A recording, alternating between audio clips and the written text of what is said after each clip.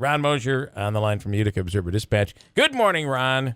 Hey, good morning, Bill. Is New York City in New York City, Ron? I believe it is. As far as I know. I haven't been there in a while, though, so yeah, I think maybe they've moved it. I think it's still there. The receding shorelines, you just don't know these days. All right. So, well, listen, you had quite a football season. Whitesboro really had an amazing season and just fell short in the state tournament. Yeah, actually, we're a week late. I thought we were coming on last Monday because obviously that was the end of Whitesboro season in the state semifinals. But what a great game! Actually, it's been a week now, and I'm working on basketball previews. Well, and that's that's really what I want to talk to you about is the fact that we're basketball season has been underway, but schools like Whitesboro in postseason, those kids weren't able to practice with the basketball team. Well, they could. You can double practice as long as you show up and it counts as a practice. So they can do that. Actually, I think Whitesboro is one of the schools that doesn't have a lot of guys who double up with basketball and football, fortunately, for the basketball team anyway. But, no, it was a great football season for them. Let's face it, that Greece-Athena team was a great team. It was, and if you remember, it was 14-14 at the half. So it was little meltdown there in the third quarter with 3 straight turnovers, and it got away from them. But Summers played a tough game in the Class A state championship game, or Greece-Athena played a tough game in the Class A state championship game this past Friday at the Carrier Dome, and Summers from downstate beat them in the A final. But still great. 11-1 season for Whitesboro. I mean, it's the first time a Whitesboro football team's ever won 11 games in a season, which is saying something because their story. Yeah, no doubt about it. Past. So, great football season. Actually, I'm a little partial to football just because, I don't know, it's been my favorite sport for years, and you can concentrate on 1 week at a time. Here, basketball now, we're starting up already. Basketball, high school hockey, wrestling's going to start soon. So. It turns hectic in a hurry here. It does because the weekdays, the tournaments. It is crazy. So let's start with basketball, boys and girls basketball. What are you any favorites leading off based on returning players? Well, Bill, I'm going to. And I always wind up jinxing somebody, but here I go.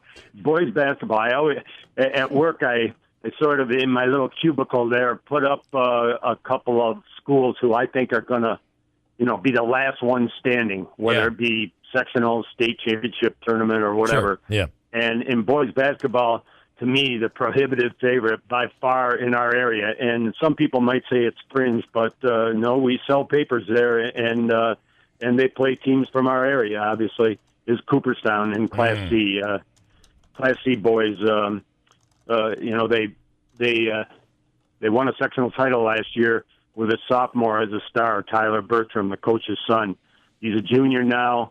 They have a 6'8" center in Owen Kennedy. Wow. They have a kid coming back from he was an exchange student last year. He played as a sophomore, and now he's back, Christian Alexander. They got a great shooter in Jack Lambert. I think they have it all. I'd be shocked if Dave Bertram, the head coach, probably wouldn't like me saying this, but I'd be shocked if they don't win Section 3 Class C title again. Wow. And I think go a long ways. And, he's done it before. He's taken them to the Final Four in Glens Falls, which unfortunately, in my opinion, is now the Final Four in Binghamton, but that's my stuff. Yeah. But and the other school is Class D, Madison.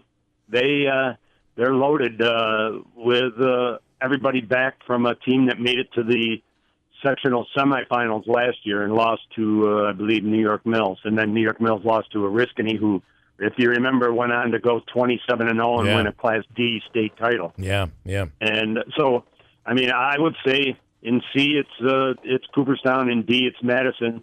And I think you've got a pretty good New Hartford team here with Frankie Policelli coming back. You've got Notre Dame, who's very good with a point guard, Jalen Warmack, coming back. The TBL, I think, will come down to Notre Dame, Proctor, New Hartford. Another thing to look for this year is WIBX now used to be an independent team, now is in the Tri-Valley League again, and they've got a great player in Davey Moffitt. They just beat Fowler in overtime to win the Oneida tip-off tournament. So, I mean, the TBL should be really competitive.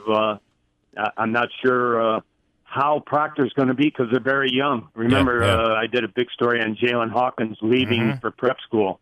He led Section 3 in scoring last year, like 32 points a game, and he would have been a Proctor senior. Instead, he's going to prep school in New Hampshire. So, TBL will be up for grabs. On the side of girls basketball as well, we have some great teams here in the area, and what's that scene looking like this year? Well, in girls basketball, I would start right away with Waitsboro in Class A again. I mean, they keep getting to the finals and losing to Janesville DeWitt, a state powerhouse. But I'll tell you, Todd Scott's got it going at Waitsboro. That program is very, very good. And I think they're going to be good again. I think they're going to dominate the Tri-Valley League, in my opinion. Notre Dame should be decent again with Claire Searing coming back. But in Class A, I would say Waitsboro, and I would have to say again, some of our small schools are going to be very, very good, including Poland in Class D. They've still got Cheyenne Irwin, who seems like she's been around forever. They've got another great shooting guard in Whitney Butler, and Jason Potempa, the coach there, has built a great program, and they've come up a little short in Class D the last few years. But I expect them to really contend for a sectional title this year, and I think maybe come away with a win. And you got to look at what Mike Niles has done at Cooperstown. Cooperstown girls are going to be very, very good again. I know they lost a super player in Liz Malaya, who's now playing at Lemoyne. Yep. But and they lost another great backcourt player in Jen Flynn. But they've got a 6'1", 6'2" center in Julie Ford. Not many teams around here, especially at the Class C level, has a 6'1" center, and I expect them to be very, very good again. And they're in a league. They're in a league with two other programs that have been good for years. Pam Munger at Little Falls has built a powerhouse there for years, and they've got the Marati girls, and Laura Wind, I believe, is back there too. So. That division, even with Frankfurt, they've got a really good guard coming back. Danielle Cabana, they lost their all-time scoring leader, Danielle McGlory, who's playing for Division I St. Bonaventure now as a freshman. But I still think Frankfurt's going to be competitive. The thing is, they're all in the same Center State Conference division. So that's going to be a battle. How about hearing in high school wrestling this year that Central Valley has a team probably like they've never had since the merger? Well, I think last year's team was great. This year's team could be even better. And I'm not sure if you heard, Bill, that for a change, there's going to be a dual meet state championship, and not this year, unfortunately, in the next year. But that's coming in the near future.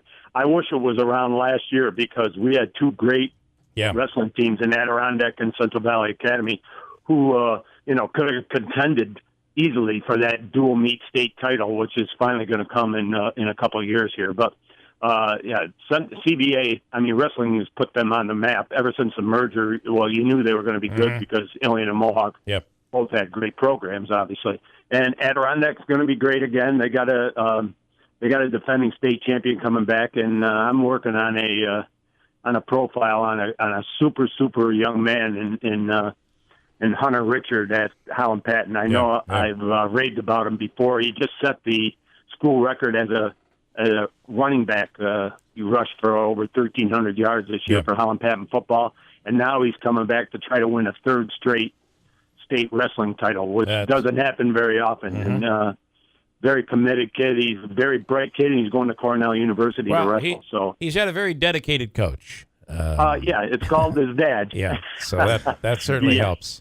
Yeah. Yeah. Well, listen, it's going to be an interesting year. And New Hartford, by the way, has some real top. They'll be a good tournament team because they have some real key wrestlers there. It's just it's going to be an interesting year all the way around. Does a great job. I mean, obviously, I've said it before. He's a former state champion, and you know, he's really built New Hartford wrestling back up. And speaking of New Hartford, we ought to mention that the hockey season just started this past weekend, and New Hartford won the Bobby Saccotti Memorial Tournament at Kennedy Arena, and Jack Engdahl, I think, was named the MVP of that. And, you know, they started out with 2 wins over 2 local teams. So New Hartford lost quite a bit to graduation, but I think Carson Cunningham is going to have another good team there. Listen, between boys, girls basketball, wrestling, and hockey, you have a busy season on the way. I can tell. Oh, my gosh. And unlike football, it's not just Friday, Saturday. Yeah, I know. All right. Well, listen,